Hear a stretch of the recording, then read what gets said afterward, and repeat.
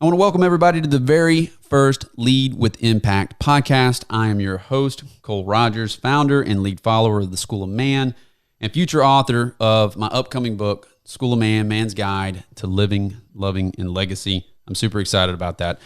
Here's the reason why I am launching Lead with Impact. I listen to 1,000 different podcasts that are out there. I really love Joe Rogan, Tim Ferriss, Jocko Willink, and the stories that they bring people on to tell are very inspirational. But here's the deal. We all have 86,400 seconds in our day. However, we never know when that 1 second contract is going to be up. Some of the most powerful stories that I've ever listened to are from my men in the School of Man, their wives, as well as people that are in my life. We walk amongst giants, to be totally candid with you, but how many times do we take the opportunity to actually listen to someone else's story, take it in, and make ourselves better from it as well as them?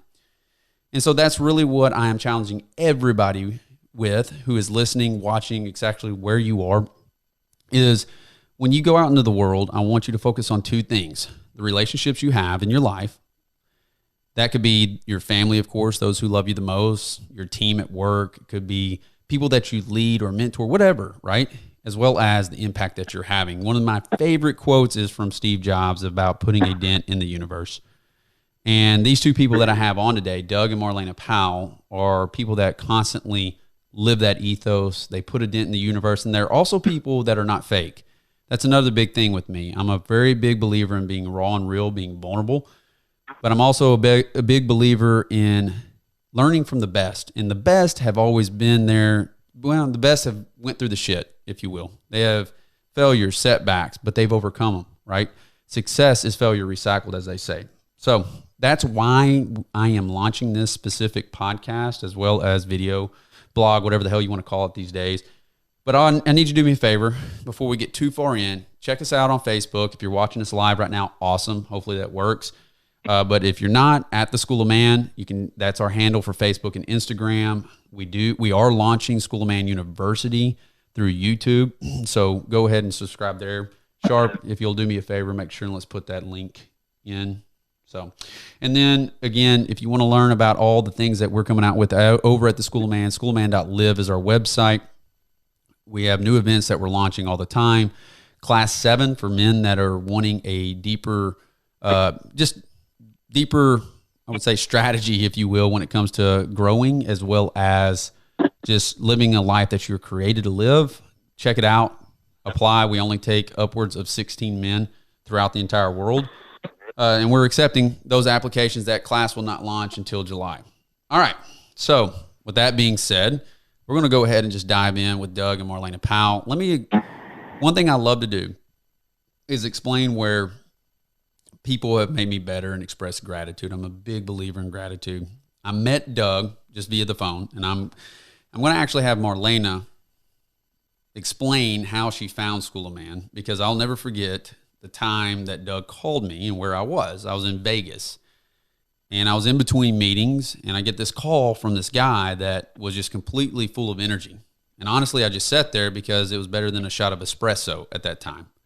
And he said something to me that was very powerful. He said, "Cole, if I don't do this now, I'll never do it." He said, "And I'm tired of putting things off.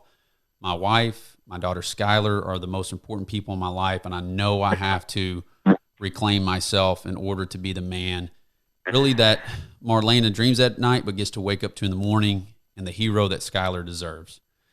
So with that being said, that's why I wanted to have them on first.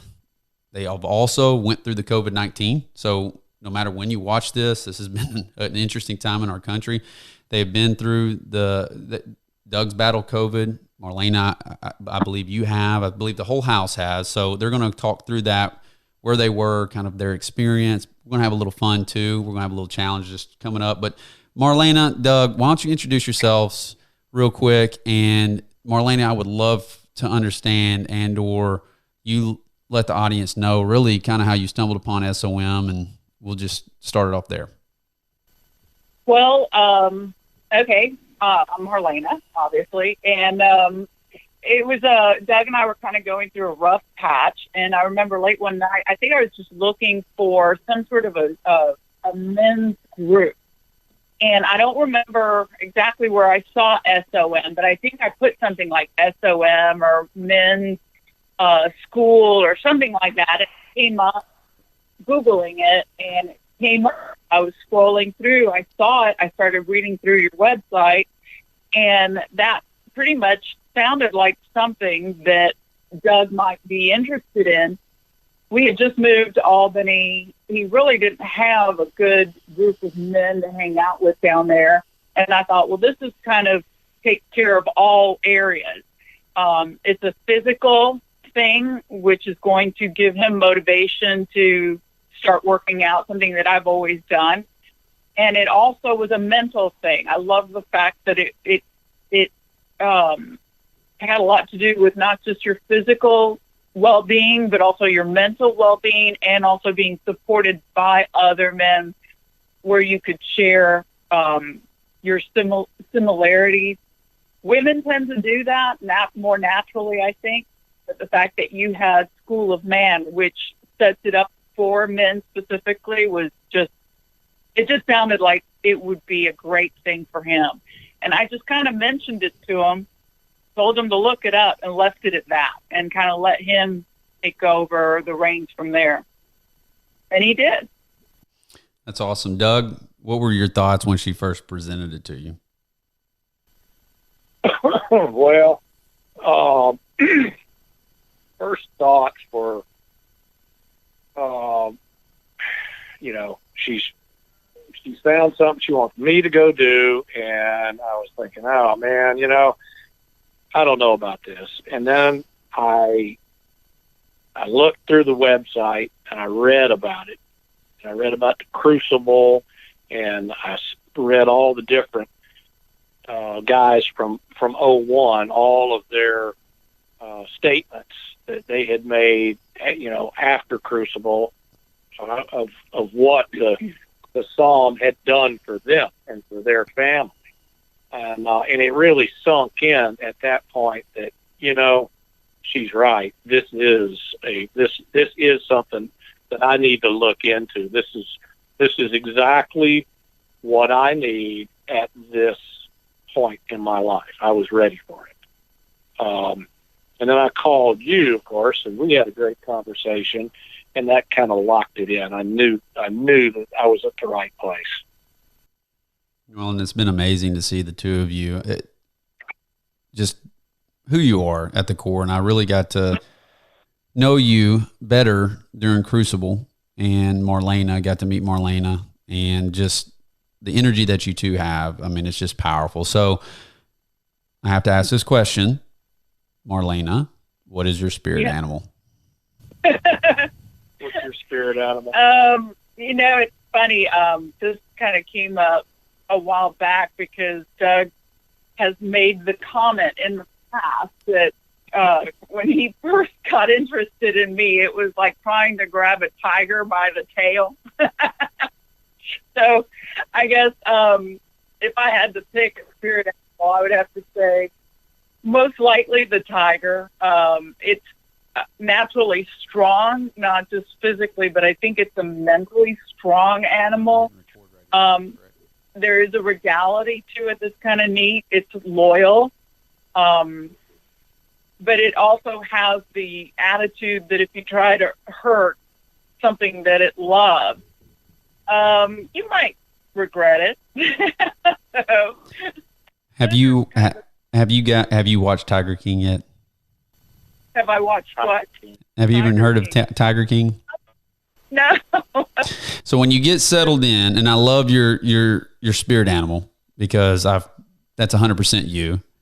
But when you get settled in, take an opportunity through Netflix to watch Tiger King. It'll blow your mind that there are these type of people in this world. That's all I will say. It'll blow your mind. And a funny anecdote is the main guy is from where my dad's from. So I'll leave it at that. All right. So Tiger, I love the explanation, the why. And I always ask this to incoming guys into the SOM. I just love the question because a lot of them are going to say, I'm a lion, I'm a shark, it's the typical answer that I hear. And then every once in a while, you'll hear a guy say, I'm a wolf. And I love their explanation on why they say they're a wolf. So, Doug, what's your spirit animal? I'm going to go there, but first let me just tell you about the tiger. Okay. Also, if you don't agree with it and don't do what it says, it'll bite you. 100%. All right. Well, Cole, I thought about it, and Marlene's always had her tiger animal, and I thought about it. I said, man, I just don't know.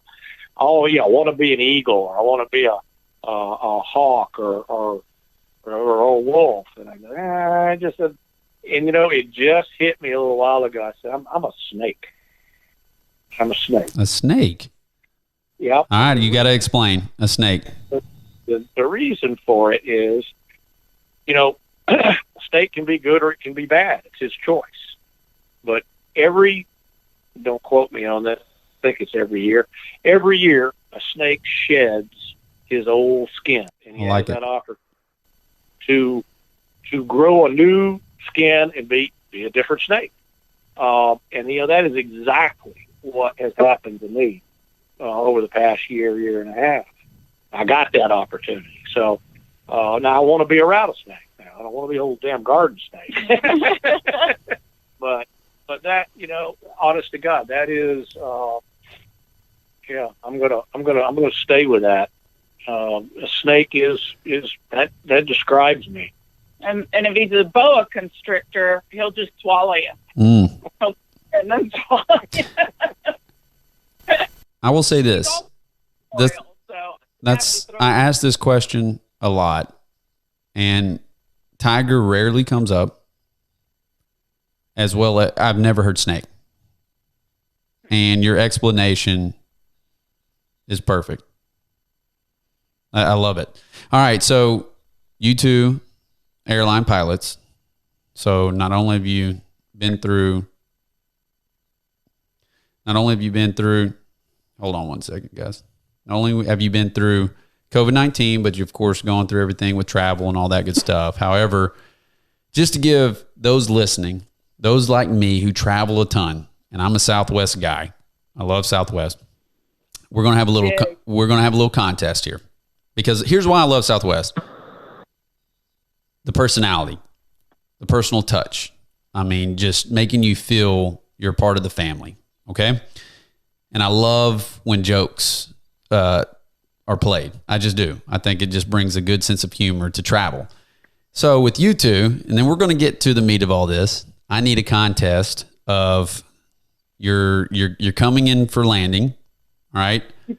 You're coming in for landing, and I want to know what you say over the loudspeaker. And we're going to just go ahead, myself and Angela, because Sharp stepped out, we're going to vote on who wins. So, Doug, why don't you do us the honors and you be first?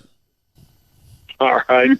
Now, since we actually get to fly together, we have flown together. Oh, that's awesome. Yeah. So, it all, really depends on if she's mad with me or not. But one that I like to do is I'm going to, we start down, and I through about 18,000 feet. We don't come over the PA, and it's our kiss them goodbye speech. And so we'll tell them the weather, and I typically will come out and I'll say, folks, we get down here to Albuquerque. It's a little windy down there, but if we grease it up, you don't even know that we're on the ground. That's my landing. But if we hit so hard and you feel like you got to go see a chiropractor and get some fillings repaired, well, you know who did it. Oh, my God. Last landing was on an aircraft carrier. He'd never make it. Say that again? What? Did you say that you landed on an aircraft carrier? Oh, that's what I would say if he Then I would come back and go, that's because I'm the one who can land on an aircraft carrier. He can't. On an aircraft. That is freaking priceless right there. First of all, it's awesome that you fly together. How many couples are actually pilots? You'll have to be like one of 10, maybe. Yeah, it's not many. No, I think we've got 11,000 pilots almost, and yeah, and I'd say we probably have maybe 20 couples. Yeah, maybe. Yeah, that's a rare. That's a rare deal. All right, so Doug, take us home. So just give us what you're going to say before we land. And you want it to be funny, huh? No, just how you would normally do it. Like we're going to judge based upon just your energy. You know, it's been a long day. You've had 3 or 4 legs. You know, you're getting home. Just give us your best. The American people, guys like me, need to hear this. All right. Well, so I look over to my darling over here and go, "You got the airplane about. I'm gonna kiss him goodbye." And I said, "Ladies and gentlemen, from the flight deck's your captain. We're starting down into Albuquerque, and the weather down there right now, the latest observations showing just partly cloudy skies, just a beautiful day, 82 degrees. It's going to be a great weekend. Folks, on behalf of this flight crew and all the absolute wonderful folks here at Southwest Airlines, thank you for being with us here today. It's been a pleasure to have you on board. I certainly hope that we get the opportunity to serve you again here in the near future. From all of us, once again, good evening. Thanks for being with us, and be safe going home. Bye-bye." Boom. Nothing more American than that. Marlena, can you beat that? After he finished that, I would come on, I would get on the PA and go, "And ladies and gentlemen, yes, I am a female pilot. And the reason why they put me up here is, for those of you who know, men don't ask for directions." Because the reason we got to Albuquerque is because I was up here and knew how to ask for directions. Yeah, Marlena wins. And she has done that. Yeah. Marlena wins. This is why I love you too. This is why I wanted to be the very first podcast. Okay, before we get into you battling COVID, etc., give me. Yep, go ahead, Doug. Real quick. Yeah. And I'm not going to, because this was a long time ago, but I did have to go see the chief pilot for it. We were joking around one day, and we got on the PA and said, "Ladies and gentlemen, we're having a little bit of trouble with our navigational system. So I just wonder if you could help me out. Y'all look out the right side and the left side there. But if you notice anything down there that's recognizable, would you ring your call button and let the flight attendant know?" Yeah, I had to write a few letters on that one. I had to turn off my mic because I'm laughing so hard and it would blow people's ears out. I tell you what we're going to do is have a separate podcast episode with you two, and you just tell stories. Unfiltered. Yeah. Unfiltered. I think that would be just a hoot. And then we'll get the cameras working at that time, and let's all bring a drink and do it over like a happy hour. What do you think about that? We'll try hard to keep it clean, but that might get... Nah, we don't want it clean. The hell with that. The hell with that. All right, look, let's transition into... Right now, America's in some unprecedented times. Really, the world's in an unprecedented time, right? And the COVID pandemic's been going on, honestly, since December, if not before then, of course, across the globe. And then America has been hit with it for these past 4 to 6 weeks. And I'll never forget getting the text message from Skip Colvin that you, Doug, were tested positive for COVID. So let's just start there, kind of talk through kind of where you were, what you're feeling, all that good stuff. And then, we'll just ping pong some questions off each other. Well, Doug just went to go get a plug for his phone. Okay. But anyway, what I can tell you is both Doug and I were flying the weekend of, it was whatever the weekend was before the 18th. So it would have been like the weekend of the 12th or something like that. He had gone overnight in Las Vegas, and I had a long overnight, 20-hour overnight in New York. So I was being exposed, being in LaGuardia in New York City. I was being exposed, of course, at the same time that New York was starting to explode in the whole COVID-19 thing. And Doug, kind of the same thing, but he was in Las Vegas.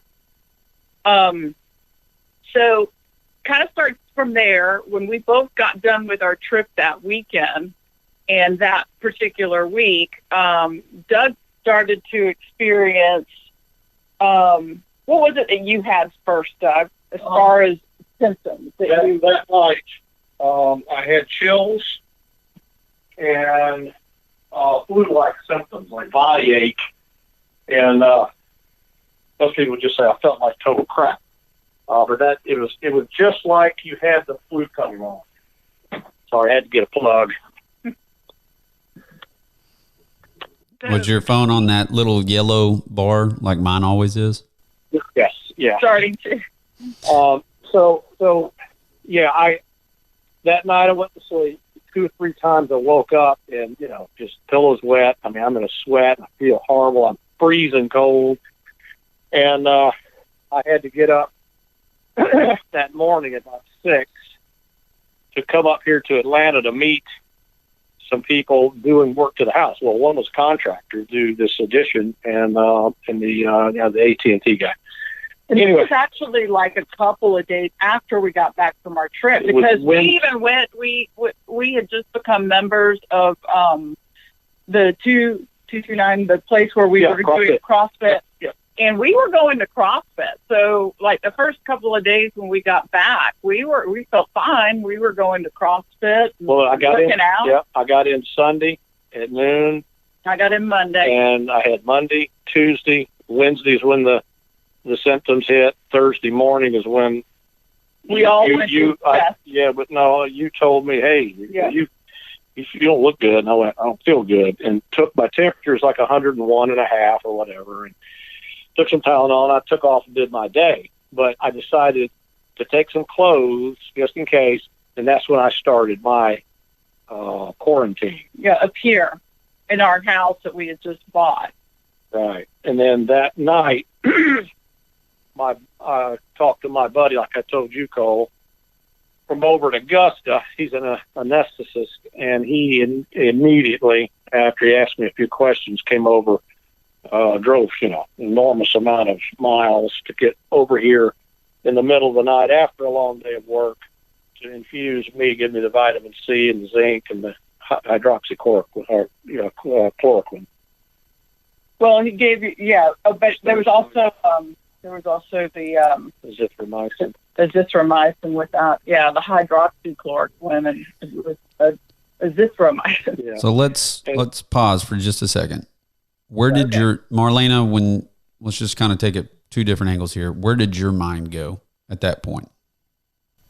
Well, I knew that we had both been in like high risk areas. Now I was still thinking, maybe I think, well, he had the symptoms and it was pretty obvious that he was experiencing. I still wasn't experiencing anything, but I'm also in the back of my mind going, I've been exposed to him. We've both been exposed because of the places that we've been traveling. So when he told me that our friend had this stuff, I immediately started researching it, and that's where I started seeing, and it was actually what Trump had come out and was talking about, that was available, that had shown really good effects. So I started researching it, and what I found was that, they'd had some really good comebacks from this. And I was like, and get some for me too, in case I end up getting this as well. Because I kind of knew what was coming. I had a feeling that, this was going to get bad. So we just took it from there and just became proactive. Instead of waiting to see what happened, he immediately got the IV with the vitamin C, the zinc, and started on the drugs, and then got an extra one for me because I kind of knew, hey, this could be coming up. And also we were exposing our daughter, who's only 13. So we got one for her too. Yeah.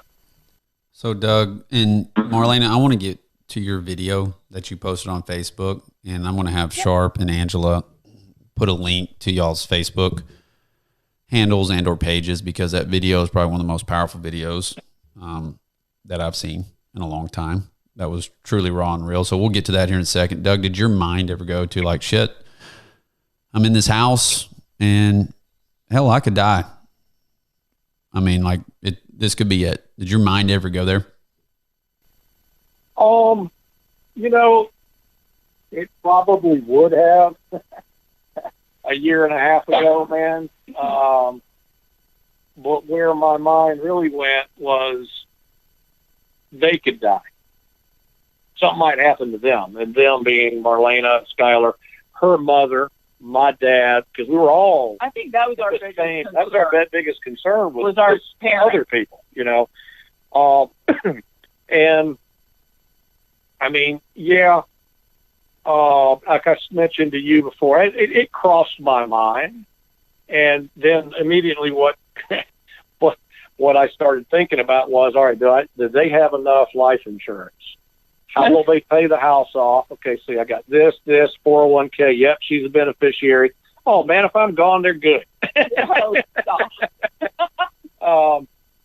So I mean, but our concern was to evacuate out of the farm being my dad's place down in right. Evacuate out of there, get her mom out, get anybody away from my dad, and then get her mom up there with her sister. And so that's kind of I guess it's a clean environment, right? As far as we know. And then of course I had a long, tough talk with his caregiver. She's a 60-year-old lady. We love her to death, who stays 24/7 or did, about not going anywhere. All doctor's appointments are canceled for him, for you. You don't go grocery shopping. You call me. I'll get the groceries, and we're going to do this a certain way because it'll kill him. And I think that was our biggest concern. I don't think you or I ever really I never went to the I'm going to die thing. No. I really didn't. I just thought, I've had in the past, I've had a flu that was way harsher than this. Now, if you listen to that TV and Facebook, you'll be convinced that you're going to die. There's a lot of negativity out there. I agree. And the other thing too is because we were so proactive from the very beginning, Cole, and we weren't sitting around waiting for things to happen. We kind of took the initiative, did our own research. I listened to some podcasts out there, doctors and what they were saying. And I think that was also part of what kept this at bay, and it never really got serious. Well, it kept it level. Yeah. Now let me tell you this stuff, because lots happened in the last 3 weeks for us anyway. So here we are. We've gotten everybody infused. We've got everybody quarantined, and we've got a plan. Yeah. Okay. Except that we can't. No one could really control or monitor what was going on in Albany. All we can do is call and find, and we go down there, but you can't go in the house around them to try and stay separate. So I'm thinking, man, we've dodged a bullet here. We got this thing under control. Mm-hmm. And then one of my good friends needed to borrow a piece of equipment, and he said, I'm going to run out to the farm and get something. I said, all right. So he calls me and says, dude, there's an ambulance at your dad's house. And I went, well, go find out what the hell's going on. And so he goes over there. The paramedics won't let him get within like 30 feet of the ambulance. And he says, what's going on? And he said, is that Colonel Powell? said, no, it's the lady. And she said, she's got COVID-19. And he said, how do you know? He said, I've seen it. It's what it is. So anyway, caretaker. Yeah, Edna. And so they took her to the hospital. She's still in critical care unit on a respirator. But just to preempt it, she did have a lot of precursors. Underlying conditions. Doesn't she have COPD? She has COPD. She has hypertension. She's about 180 pounds overweight. So, I mean, there a lot was of things, but she's still a sweet lady. I pray for her every day. But she also was leaving to go into the grocery store. She went to 2 doctor's appointments. So, I mean, there's a lot of things that were done that may have contributed to this. But anyway, now we're sitting there going, well, that plan didn't work too good, because we're convinced now that, my father, 87, with stage 3 Parkinson's. He's been tested. He's fine. But we were sitting there going, he's for sure going to get this. Because I questioned him, and I said, Dad, how long has she been sick? He said, I don't know, 4 or 5 days. I said, so she's been, anyway, he was going and taking her, getting her food, and taking care of her, being a good man. But anyway, we didn't know this, and that's been, 10 days ago? Mm-hmm. And no symptoms. And he's fine. None. He's fine. He's fine. Yeah. Well, I wish her the best. I mean, I hate that for her for sure, but you did dodge a bullet. And I think there's a lot of life lessons to be taken from that just short story. I think the major one you guys kept saying collectively, at least this is what I heard, outside of the Colonel being just one tough hombre. Yeah. The Colonel, by the way, for those that are watching and listening, is Doug's dad. And anyway, it was the proactivity. It was the proactivity. You guys didn't wait. And you felt the symptoms, but you immediately thrusted yourself into action, right? And it's one of those sayings that we have in the SOM. It's better to fake your way into action versus feel your way into action. Not to fake it until you make it, but that comes from the SEAL teams. That's something that they use a ton. And let's take COVID, and then you can make that a broad brush. How many people do that just in life in general, is that they are waiting for something to happen to them until they have to respond, instead of making the iron hot by striking, right? So I applaud the two of you, which led to, Marlena, your video, which I want to explain kind of what inspiration gave you, or I guess, where did the inspiration come from to post live on Facebook? And Angela, I really want us to put that out there, by the way, because it's a powerful video. Okay. Can you kind of walk us through that?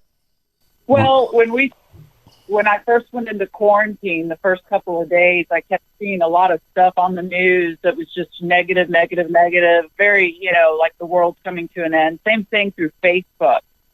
And we were going through it, and our experience and everything we were going through wasn't matching all the negativity that was coming from both the news channels and from Facebook. So what I did, and a lot of our friends were finding out that we were both, dealing with it, and they were asking us questions. A lot of people were wanting to know what we were doing, and it seemed like a good idea. Hey, I'm going to go ahead and just make a video, a live feed, and let everybody know how we're handling it, what we're going through, what we've done to combat it, and how it's working for us.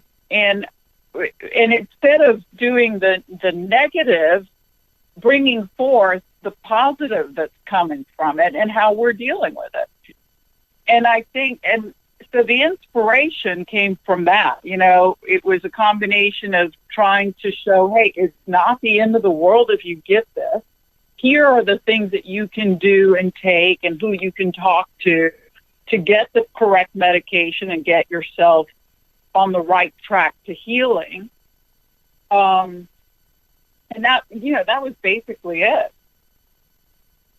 It's what I would want to know, and I was looking for that information too. I was getting some of that from some of the podcasts that I was listening to, more on a positive end. But nobody was coming out live and saying, hey, I have it, had it, This is what we did, Right. and we're doing a lot better. I'm not saying this will work for you, but this is what we did, because we kept looking around for things, and it's all speculation, it's all opinions instead of, this happened. So, Well, and it deals in hope, and that's where our world needs more of, are dealers of hope. And I agree with you 100% in regards to the toxicity that's out there in today's world, in particular with the news. And I'm not saying it's all bad. I mean, you've got some that are doing really good stuff out there, but did you get any blowback from anybody? Any trolls? Any what? Any blowback? Any like trolls? Just people that are complete and utter assholes, haters, if you will? No, there was a couple of friends or one friend in particular who said that somebody, some guy that he knew was telling him that the stuff we took really didn't work and wasn't approved. We kept hearing that, and I'm going, this is malaria medication that's been around since the 1944. It's not like I'm taking something that just got invented 2 years ago or a year ago. It's also, but that was it. It was like some people who wanted to stay on the negative end of things. And Cole, honestly, there's nothing you can do about that. My attitude's always been with everything in life, you got to stay positive, and your reality becomes what you believe. So if what you, that's powerful.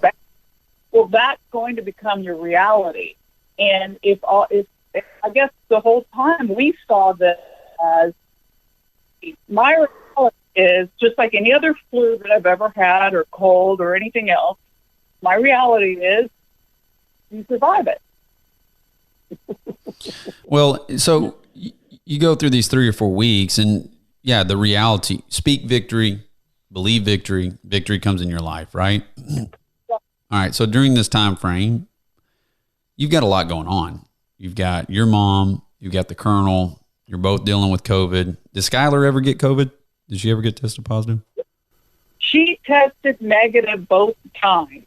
Okay. And if she did, the only thing that we did find out with her is she had an ear infection, which could have been causing the fever. So we treated her in addition to the COVID. We treated her for the ear infection, and honestly, out of all of us, she's the one who did the best. I mean, you can tell they're saying kids do great with this. But we treated her anyway. But we did. You're proactive. Yeah, we gave her the IV, which was just, vitamin C, zinc, antioxidants, and then we put her on a low dose of the hydroxychloroquine and the azithromycin. Yeah. And it's called the Driggers effect, right? Yes, method. The Driggers method. Driggers method. I want to put those ingredients of that cocktail out there. So you're going through all this, and you've had to feel some type of overwhelm. Did you not at some point? There were times when, for me, because I don't do real well incarcerated. Especially without a washing machine. Yeah, I think the hardest part was before we got the delivery of our washing machines. That was tough. But I kind of accepted it. The way I looked at it is, hey, this is an opportunity. You've got 8,000 boxes to unpack. Make yourself useful. This is a great opportunity. You're stuck in the house anyway. Let's start getting stuff done. And I would just keep myself busy as long as I stayed busy. And then I'd take walks, because something I never did get. I never got winded. I never felt like I couldn't get my breath. I just had a cough and a low-grade fever. So I just kept unpacking bags and unpacking boxes and going for walks with the dog. You just kept moving. Now, be truthful. Did either one of you freak out when the market started going haywire? No, that was another. See, again, I look at the opportunity, Cole. The whole time I'm telling Doug, because we're with Smith Anglin, and they're great. They immediately notified us when the market started to take a dive. They immediately got us out and put us in the money market. So we didn't really lose very much. And the whole time I'm going, man, I hope it does go low, because then we need to buy back and it's going to be like a sale.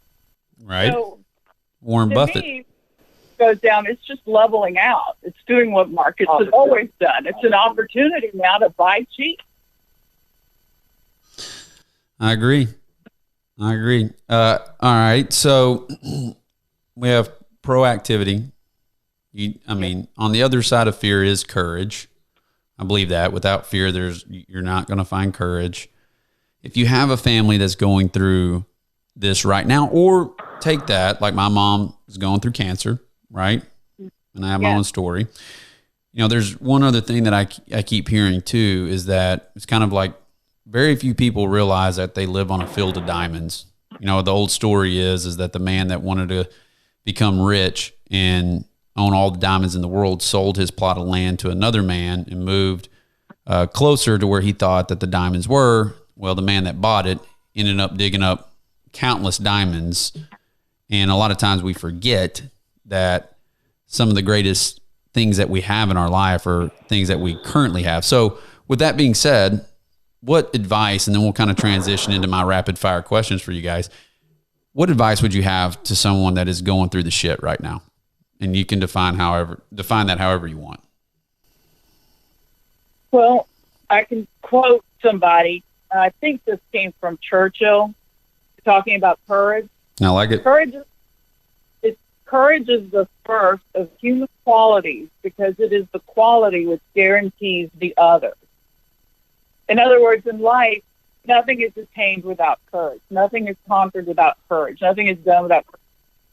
You've got to get the fear monster out of your mind, and always stay on remember everybody who has overcome. We're not the first ones that go through the plague. We're not the first ones that go through a bad situation. There's others that have been through it and have come out on the other end way better than they were going through it in the beginning. So the bad, you can look at the bad and see it as something horrible, bad, oh, me. Or you can look at the bad as an opportunity. It's an opportunity to gain strength. It's an opportunity to become stronger, to become better. When you're working out a muscle, you have to tear it down to make it stronger, right? So life is the same way. Life is like that muscle. You've got to tear it down in order to make it stronger. So if you look at the bad as, hey, this is my opportunity now to develop courage, to develop strength, durability, the things that endure in life make you better. If you stay on that realm, I think you end up coming out on the other end just that much better, all around human being. And it also gives you empathy.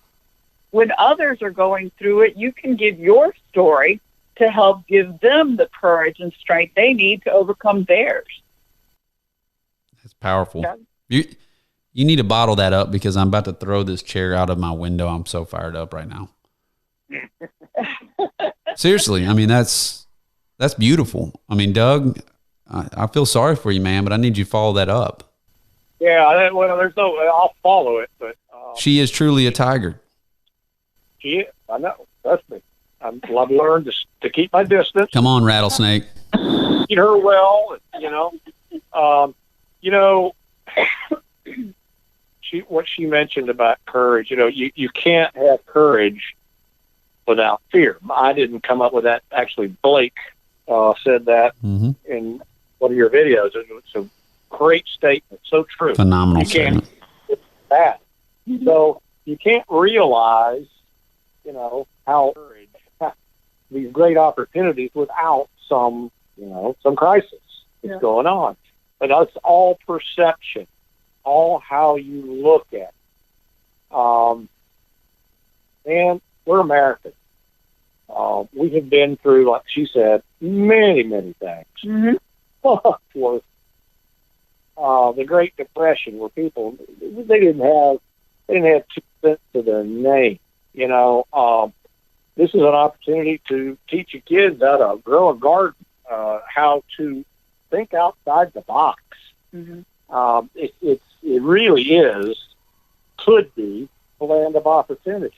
I really don't think it's going to go there. I don't. I think we're sensationalized a virus that I don't think is a whole lot worse than flus. You don't think we're headed for the Great Depression? Well, I don't. If we are, and I think it's always a possibility, but my opinion on it is that if we are, then embrace it. Come on. There's history books out there that you can read about how that happened and what people did for survival. Doesn't mean you roll over and die. It means you get tough and get with it. You get tough and you get with it. I love it. You get with it. Yeah. So no, I'm not concerned. And I mean, I'll be honest with you. And I know this may be horrible. Of course, I'm a lot older than most of you guys. But when this first thing came up, my dad started talking about depression, and because he went through it, he lived through it. Right. I was thinking, hey, this is a perfect time to just cash in on everything. Go ahead and get that sailboat, because that's what we had that's our dream and goal in retirement. And we'll just head on out now. I love it. It was the same thing for us. Like and I didn't come up with this either. I don't know. I can't remember where I got this from, but the depth in your darkest times, your depth of resourcefulness will be tested. And I think that's such a powerful statement, because one of our greatest assets as human beings is resourcefulness, right? And I'm fortunate to come from a family to where we have gardens, we can goods, we used to raise hogs. That's my background, that's my blood, that's my lineage. And it's even something and I think a lot of this has presented a great opportunity for us to pause, reflect, focus on what matters most, love those who love us the most. And that's one of the things that I was talking to my mom about, who's been battling cancer, is getting my kids into the garden. That's how I was raised. That's what I was brought up on. And from shucking corn and canning goods and all that good stuff with my grandmother. So I think there's been a lot of good things that have came from this. We still have a ways to go, but like you said, we're going to get after it. We're going to get with it. All right. So let's transition into the rapid fire questions. All right. I'm going to ask you each a question, and I'm going to need you to give me an answer and explain the why. You guys ready? Yeah. By the way, this has been phenomenal. Angela, hasn't it been phenomenal? Sharp, I don't know what the hell he went and did, but I don't know what he went and did. He went and took a smoke break or something. But anyway. I need to talk. Did that. Yeah. All right. So rapid fire questions. Here's the first question, and I'm going to go with Doug, since you were the last one to provide your advice, your wisdom, and you're not old, brother. You're reborn. So just remember that. Man made time, man made age, man made the calendar. So here's this question: if you had a billboard, Doug, that everyone could see, and we all spoke the same language, what message would you have on it, and why? Mine would be, you don't have to live this way. And it's what has come through my mind during a lot of my growth in School of Man. As I changed and grew, you don't have to accept what you've become because of errors, mistakes, or bad leadership, or whatever it is. You can do something about it. And why would that be on the billboard? Is to share my story, and for people out there that are convinced that they're stuck in this life that they have, and of not knowing what they value. Their marriage is horrible. They're not raising their kids right. That there is a way to change that, and I'm proof of it. Marlena, Doug, thank you, man. That's powerful. Mine's pretty simple, and it's one that I've done since I was in my 20s. And it's live today like there's no tomorrow. And I really have. It's, I don't live like tomorrow's guaranteed, because it's not. And yesterday's in the past. There's nothing I can do about it. So live today simply like there's no tomorrow. And I think if you do that throughout your life, you'll find out that even tomorrow, when it does come, you don't have any regrets. I like it. No regrets, right? Die living. That's another way I like to say it. I love it. All right, so Marlena, we're going to start with you in the second question. You have been chosen to give a TED Talk. What would your topic be? I'd have to say growing up Cuban in the South. My parents were Cuban immigrants, so growing up in Atlanta, which is, the heart of the South, and a very small, there were Cubans in Atlanta back in the 60s and 70s, but it was a very small group. So it was interesting because, I grew up not knowing that I was any different, because the way my dad and my mom raised me, I was just like everybody else. So I didn't know I was different. That's one thing. And then the other is the Cuban people that were here back in the South, back in those days, they were all very strong. A lot of the qualities and a lot of the things that you hear me saying about strength coming and courage coming from bad times, that was kind of their motto. That's how they lived. They worked through whatever was bad and turned around and made it better. They worked hard, and they were courageous people who left their country, came here, and had to start over with nothing, and actually a lot of them became very successful. So, yeah, I think that would be my TED Talk, would be talking about growing up in the South, growing up Cuban in the South. I like that. You honestly kind of gave a TED Talk, too, through your Facebook Live post a little bit as well. Yeah. But no, Cuban in the South. And I didn't even realize you were Cuban. So, so what's your maiden name, Marlena? Exposito, which is Italian. Gotcha. Well, I'm made up of Italian. Majority of my blood is, but my last name's Rogers. So, all right. My dad was 6'1". He looked like an Italian dude, and he wore cowboy hats, cowboy boots, Wrangler jeans, and big belt buckles. I like it. I like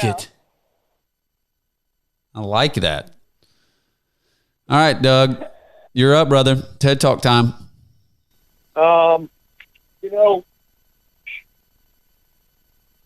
Mine would have to be, it's what I've done on the flight deck for probably the last 4 or 5 months. Guys ask me, that my co-pilots and stuff, they'll say, "Hey, what you gonna do when we get to the gym?" I'm gonna go run. I got to go work out. I got something I'm working on. Well, everybody's curious. What are you working on? It's just something I got to do in October or November. And he says, well, what is it? And we finally get around to what it is, Crucible. And then, of course, it gets into the whole talk of the School of Man. And what it ends up getting into is, do you know what you value? Do you really understand that? Do you know that you're valuing way too much? And by doing that, you're not really doing anything very well. So my TED Talk would have to be, do you understand your values? Because that's been one of the most remarkable lessons that I've learned, and it keeps me so grounded to not allow myself to get so stretched out and concerned about the gazillion things that we can be worried about and give equal time and effort. So,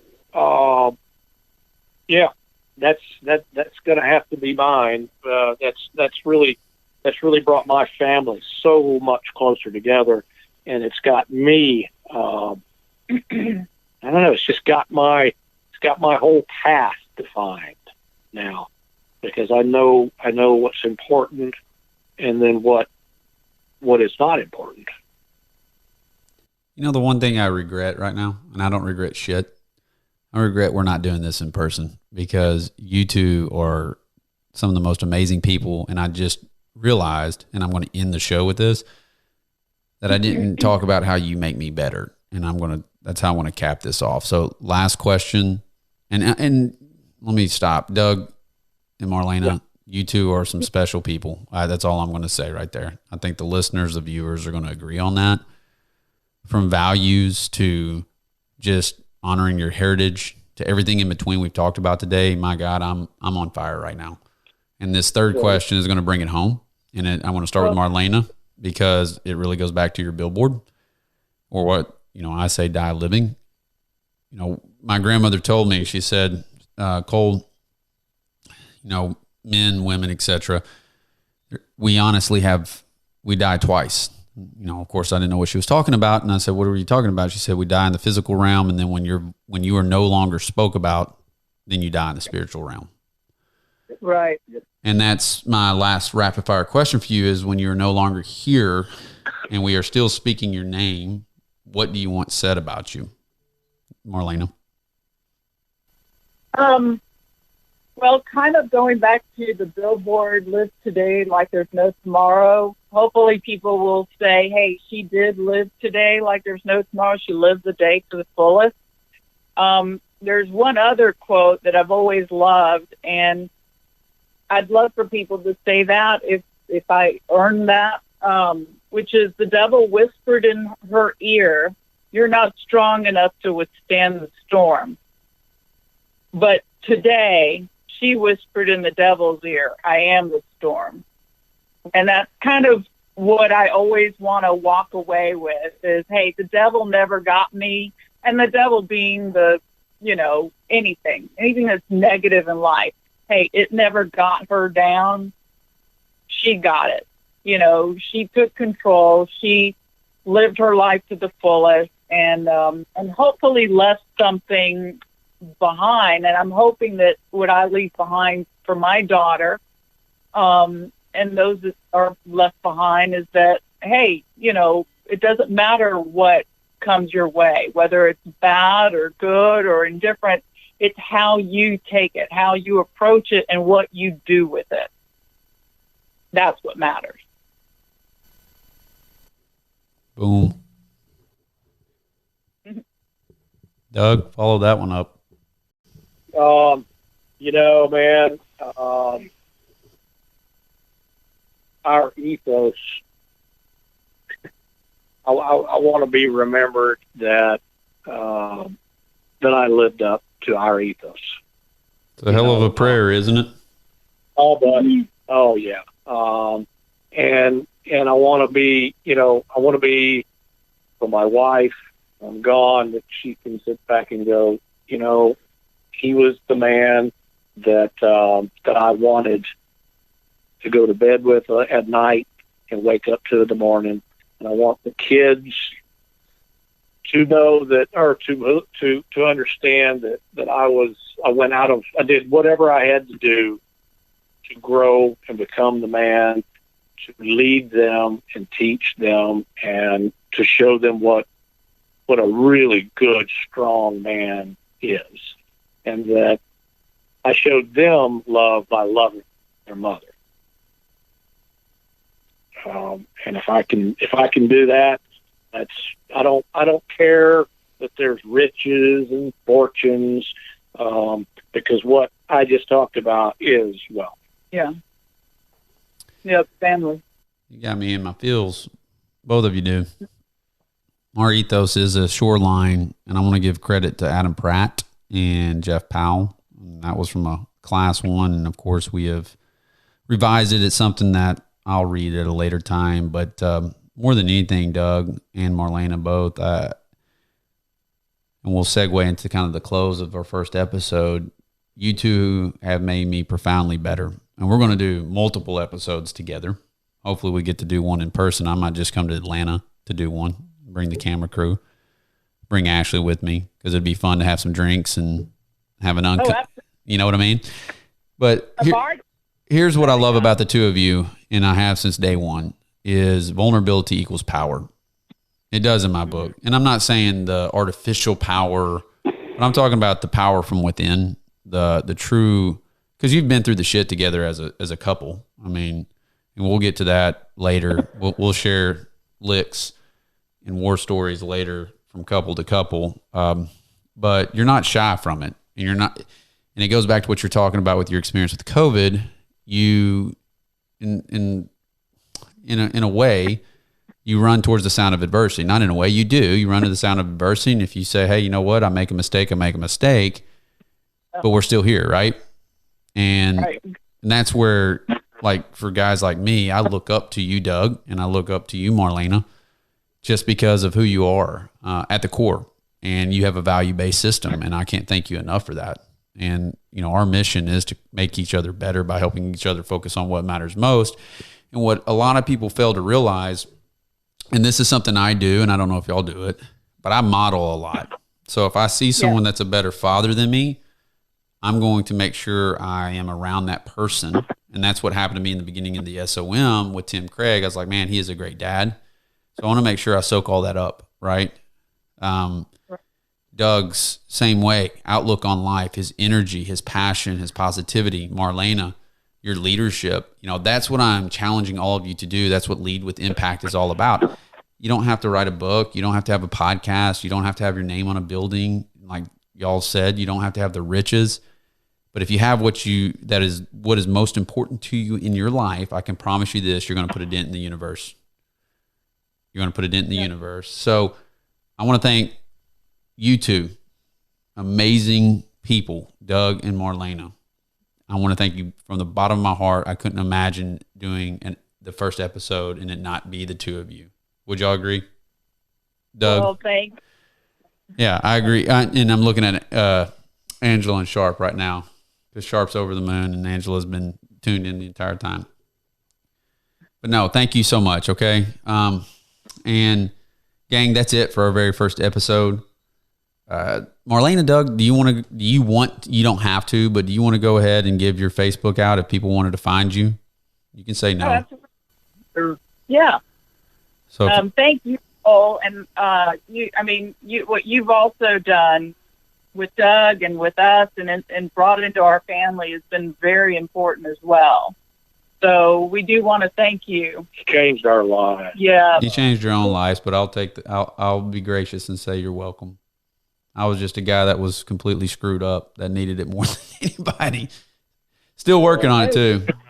That's the beauty of it, is we're all screwed up, Cole. Yep. It's just how you do what you do with it and how you help others that makes it worth it. Mm-hmm. I agree. So, well, give everybody your Facebook. We're going to put that video, Marlena.